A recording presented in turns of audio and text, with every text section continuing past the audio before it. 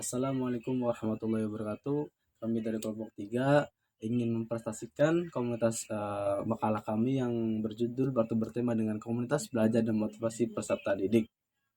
Nah, makalah kami ini beranggotakan 3 orang, yaitu yang pertama ada Sahrul Ramadhani, yang kedua ada Sylvia Kotrada, dan tiga adalah Jamie Alfansyah.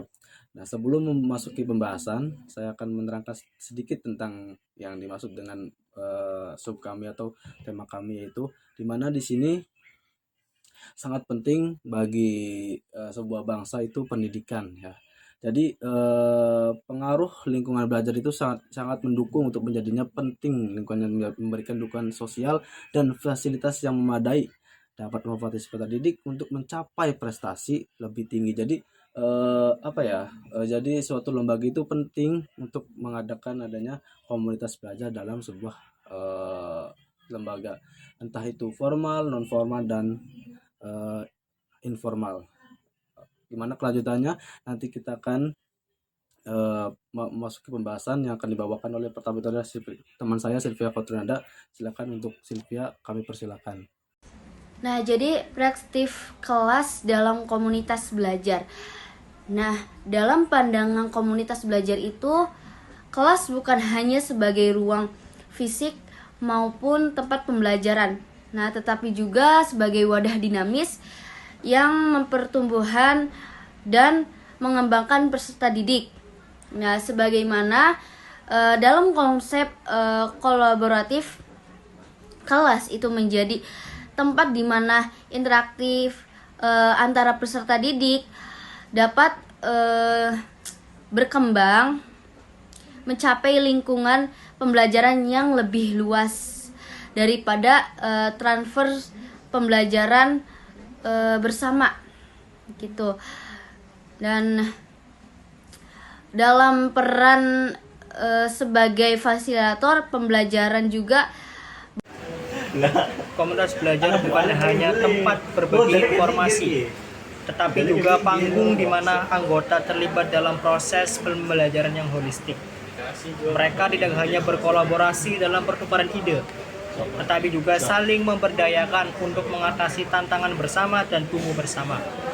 Berkelanjutan, pembelajaran diperkuat oleh refleksi bersama dan pemberian umpan balik konstruktif memungkinkan anggota terus berkembang. Dengan demikian, komunitas belajar bukan hanya sekedar kelompok pembelajaran, tetapi suatu ekosistem dinamis di mana anggota tumbuh, berinovasi, dan memberdayakan satu sama lain, menciptakan efek bola salju positif dalam mencapai tujuan pembelajaran dan pengembangan pribadi. Pentingnya pengembangan jejaring sosial dan profesional juga terus ditekankan, menghubungkan anggota dengan peluang kolaborasi, mentorship, dan pertumbuhan pengalaman yang bernilai. Seiring waktu, komunitas belajar bukan hanya menjadi tempat pembelajaran, tetapi juga tempat di mana ikatan pribadi dan profesional dibentuk, menciptakan jaringan yang saling menguatkan. Semuanya, komunitas belajar menjadi sebuah cermin keberhasilan ketika anggota merasa tidak hanya mendapatkan pengetahuan, tetapi juga merasakan pertumbuhan pribadi, perasaan keterlibatan yang mendalam, dan mendukung yang konsisten dari sesama anggota. Melalui interaksi, kolaborasi, dan semangat inklusivitas, komunitas belajar mengembangkan diri sebagai identitas yang hidup dan terus berkembang dalam mendukung perjalanan pembelajaran setiap individu yang terlibat. Ya, terima kasih Saudara Sarul. Nah, selanjutnya yaitu di sub C, dukungan teoritis dan empiris terhadap peserta didik. Apa sih itu dimaksud dengan dukungan teoritis? Nah, di sini dijelaskan bahwasannya dukungan teoritis terhadap peserta didik bisa dijelaskan dengan menggunakan berbagai teoritis perkembangan kognitif. Misalnya, teori Paget menyatakan bahwa anak-anak mengalami tahapan perkembangan kognitif yang berbeda. Nah, apa sih dengan teori Paget itu, yaitu menyatakan bahwa anak-anak mengalami tahapan perkembangan kognitif yang berbeda dan pengajaran harus disesuaikan dengan tingkat perkembangan tersebut. Nah, itu yang dimaksud dengan teori Paget. Jadi namanya sebuah pembelajaran itu harus disertai dengan tingkatan masing-masing. Tidak mungkin dong seorang siswa SD belajar ilmu yang dipelajari di SMA. Itu kan nggak bisa nyampe. Bahkan pun sebaliknya. Nah, terus ada teori Vygotsky menekankan peran interaksi sosial dan pembelajaran berbasis kolaboratif dalam pengembangan kognitif. Nah, jadi pembelajaran ini menggunakan interaksi sosial, baik itu dengan pertanyaan, baik itu dengan game ataupun diskusi. Nah, itu dimaksud dengan teori Vygotsky. Nah, selain itu, teori motivasi seperti teori hierarki kebutuhan Maslow dapat memberikan pemahaman tentang faktor-faktor yang mendorong peserta didik untuk belajar dan berkembang. Nah, dukungan teoritis yang dapat mencakup teori pengembangan moral, teori kepribadian, dan teori lainnya relevan dengan pemahaman karakteristik individu peserta didik. Jadi, teori ini yang maksudnya teori pembelajaran ini yaitu untuk bagaimana seorang guru atau seorang pendidik itu mengajarkan atau menyampaikan materi yang akan disampaikan kepada peserta didik tersebut. Nah, selain teoritis ada juga empiris, bukan empiris. Di sisi lain dapat merujuk pada hal penelitian empiris yang menunjukkan efektivitas metode pengajaran tertentu. Jadi yang di sini yang dimaksud empiris itu lebih tepatnya itu penelitian atau kalau misalnya di kamus itu observasi keluar, itu namanya disebut dengan empiris. Nah, di sini intervensi pendidikan yang berhasil meningkatkan hasil belajar atau data empiris tentang faktor-faktor yang mempengaruhi keberhasilan akademik dan kesejahteraan psikososial peserta didik. Contohnya bisa berupa penelitian yang menunjukkan bahwa penerapan metode pembelajaran tertentu meningkatkan pemahaman materi atau bahwa dukungan psikososial dari lingkungan pendidikan dapat mengurangi tingkat stres di kalangan peserta didik. Jadi peserta didik juga harus kita beri tugas untuk di luar, jangan di dalam saja, nanti mereka juga akan merasakan bosan, perkembangan kognitif yang berbeda, dan pengajaran harus disesuaikan dengan tingkat perkembangan tersebut. Nah, itu yang dimaksud dengan teori Piaget. Jadi namanya sebuah pembelajaran itu harus disertai dengan tingkatan masing-masing. Tidak mungkin dong seorang siswa SD belajar ilmu yang dipelajari di SMA. Itu kan nggak bisa nyampe. Bahkan pun sebaliknya. Nah, terus ada teori Vygotsky menekankan peran interaksi sosial dan pembelajaran berbasis kolaboratif dalam pengembangan kognitif.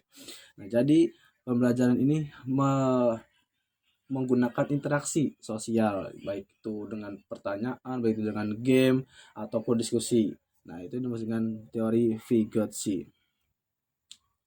Nah, selain itu, teori motivasi seperti teori hierarki kebutuhan Maslow dapat memberikan pemahaman tentang faktor-faktor yang mendorong peserta didik untuk belajar dan berkembang. Nah, dukungan teoritis yang dapat mencakup teori pengembangan moral, teori kepribadian, dan teori lainnya relevan dengan pemahaman karakteristik individu peserta didik. Jadi teori ini yang maksudnya teori pembelajaran ini yaitu untuk bagaimana seorang guru atau seorang pendidik itu mengajarkan atau menyampaikan materi yang akan disampaikan kepada peserta didik tersebut. Nah, selain teoritis ada juga empiris, bukan empiris. Di sisi lain dapat merujuk pada hal penelitian empiris yang menunjukkan efektivitas metode pengajaran tertentu. Jadi yang di sini yang dimaksud empiris itu lebih tepatnya itu penelitian atau kalau misalnya di kamus itu observasi keluar, itu namanya disebut dengan empiris. Nah, di sini intervensi pendidikan yang berhasil meningkatkan hasil belajar atau data empiris tentang faktor-faktor yang mempengaruhi keberhasilan akademik dan kesejahteraan psikososial peserta didik. Contohnya bisa berupa penelitian yang menunjukkan bahwa penerapan metode pembelajaran tertentu meningkatkan pemahaman materi atau bahwa dukungan psikososial dari lingkungan pendidikan dapat mengurangi tingkat stres di kalangan peserta didik. Jadi peserta didik juga harus kita beri tugas untuk di luar, jangan di dalam saja, nanti mereka juga akan merasakan bosan dan juga tertekan. Nah,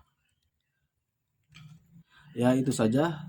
Nah, empiris jadi di sini intinya dengan mengintegrasikan kedua aspek itu, sekolah dapat menciptakan lingkungan pendidikan yang tidak hanya didasarkan oleh teori-teori yang solid, tetapi juga didukung oleh bukti empiris yang menunjukkan keberhasilan praktik-praktik tersebut dalam meningkatkan hasil belajar dan kesejahteraan peserta didik. Jadi bukan hanya di lembaga tersebut itu bukan hanya tentang teori-teori materi kasih materi, tapi juga dengan bagaimana teori itu tersampaikan dengan benar, bagaimana teori tersebut bisa dijalankan dengan benar, yaitu melalui dengan empiris, yaitu dengan penelitian atau observasi. Ya, sekian dari saya, nanti akan dilanjut oleh Mbak Silvi Kotunali lagi. Terima kasih. Strategi motivasi peserta didik. Motivasi peserta didik adalah mencakup berbagai faktor yang mencerminkan keragaman individual dan kontekstual. Nah, hasil untuk belajar ialah kepentingan pribadi dan tujuan karir, merupakan motivasi intrinsik yang muncul dari minat dan aspirasi individu. Pengakuan dan dukungan sosial baik dari teman kelas maupun guru dan keluarga. Nah, memiliki perannya signifikan. Motivasi dapat tumbuh dari pengalaman belajar yang menantang kreativitas yang diaspirasi. Nah, serta kolaboratif yang memberikan rasa tanggung jawab dan kepuasan kolektif. Selain faktor ekstrinsik, setelah semua telah dipaparkan oleh teman-teman saya dan rekan-rekan saya, dapat disimpulkan di sini bahwasanya komunitas belajar itu bukan hanya sebuah ruang fisik tempat pengajaran, tetapi juga sebagai wadah dinamis untuk pertumbuhan dan pengembangan peserta didik. Sebagaimana disampaikan dalam konsep kolaboratif, kelas menjadi tempat di mana interaksi antar peserta didik dapat berkembang. Jadi intinya bahwasanya komunitas belajar itu sangat penting di sebuah lembaga pendidikan, karena kita bisa tahu di mana siswa-siswa itu dapat interaktif, dapat aktif dan kolaboratif dalam sebuah pembelajaran. Itu saja dari kelompok kami, kurang lebihnya mohon maaf. Terima kasih. Wassalamualaikum warahmatullahi wabarakatuh. Perkembangan kognitif yang berbeda dan pengajaran harus disesuaikan dengan tingkat perkembangan tersebut. Nah, itu yang dimaksud dengan teori Piaget. Jadi namanya sebuah pembelajaran itu harus disertai dengan tingkatan masing-masing. Tidak mungkin dong seorang siswa SD belajar ilmu yang dipelajari di SMA, itu kan nggak bisa nyampe, bahkan pun sebaliknya. Nah, terus ada teori Vygotsky menekankan peran interaksi sosial dan pembelajaran berbasis kolaboratif dalam pengembangan kognitif. Nah, jadi pembelajaran ini menggunakan interaksi sosial, baik itu dengan pertanyaan, baik itu dengan game ataupun diskusi. Nah, itu dimaksud dengan teori Vygotsky. Nah, selain itu, teori motivasi seperti teori hierarki kebutuhan Maslow dapat memberikan pemahaman tentang faktor-faktor yang mendorong peserta didik untuk belajar dan berkembang. Nah, dukungan teoritis yang dapat mencakup teori pengembangan moral, teori kepribadian, dan teori lain yang relevan dengan pemahaman karakteristik individu peserta didik. Jadi, teori ini yang maksudnya teori pembelajaran ini yaitu untuk bagaimana seorang guru atau seorang pendidik itu mengajarkan atau menyampaikan materi yang akan disampaikan kepada peserta didik tersebut. Nah, selain itu, selain teoritis, ada juga empiris, bukan empiris. Di sisi lain dapat merujuk pada hal penelitian empiris yang menunjukkan efektivitas metode pengajaran tertentu. Jadi yang di sini yang dimaksud empiris itu lebih tepatnya itu penelitian, atau kalau misalnya di kamus itu observasi keluar, itu namanya disebut dengan empiris. Nah, di sini intervensi pendidikan yang berhasil meningkatkan hasil belajar atau data empiris tentang faktor-faktor yang mempengaruhi keberhasilan akademik dan kesejahteraan psikososial peserta didik. Contohnya bisa berupa penelitian yang menunjukkan bahwa penerapan metode pembelajaran tertentu meningkatkan pemahaman materi, atau bahwa dukungan psikososial dari lingkungan pendidikan dapat mengurangi tingkat stres di kalangan peserta didik. Jadi peserta didik juga harus kita beri tugas untuk di luar, jangan di dalam saja, nanti mereka juga akan merasakan bosan dan juga tertekan. Nah, Ya itu saja. Nah, empiris yang jadi di sini intinya dengan mengintegrasikan kedua aspek itu, sekolah dapat menciptakan lingkungan pendidikan yang tidak hanya didasarkan oleh teori-teori yang solid, tetapi juga didukung oleh bukti empiris yang menunjukkan keberhasilan praktik-praktik tersebut dalam meningkatkan hasil belajar dan kesejahteraan pendidik. Jadi bukan hanya di lembaga tersebut itu bukan hanya tentang teori-teori materi kasih materi, tapi juga dengan bagaimana teori itu tersampaikan dengan benar, bagaimana teori tersebut bisa dijalankan dengan benar, yaitu melalui dengan empiris, yaitu dengan penelitian atau observasi. Ya sekian dari saya, nanti akan dilanjut oleh Mbak Silvi Kautunali lagi. Terima kasih. Strategi motivasi peserta didik. Motivasi peserta didik adalah mencakup berbagai faktor yang mencerminkan keragaman individual dan kontekstual. Nah, hasrat untuk belajar ialah kepentingan pribadi dan tujuan karir, merupakan motivasi intrinsik yang muncul dari minat dan aspirasi individu. Pengakuan dan dukungan sosial baik dari teman kelas maupun guru dan keluarga.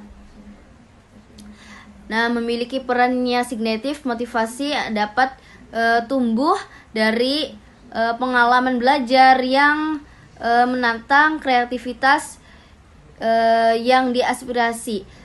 Nah, serta kolaboratif yang memberikan rasa tanggung jawab dan kepuasan kolektif. Selain faktor ekstrinsik, Setelah semua telah dipaparkan oleh teman-teman saya dan rekan-rekan saya, dapat disimpulkan di sini bahwasanya komunitas belajar itu bukan hanya sebuah ruang fisik tempat pengajaran, tetapi juga sebagai wadah dinamis untuk pertumbuhan dan pengembangan peserta didik.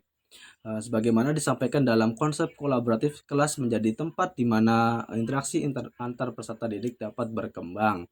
Jadi intinya bahwasanya komunitas belajar itu sangat penting di sebuah lembaga pendidikan, karena kita bisa tahu di mana siswa-siswa itu dapat interaktif, dapat aktif dan kolaboratif dalam sebuah pembelajaran. Itu saja dari kelompok kami, kurang lebihnya mohon maaf. Terima kasih. Wassalamualaikum warahmatullahi wabarakatuh.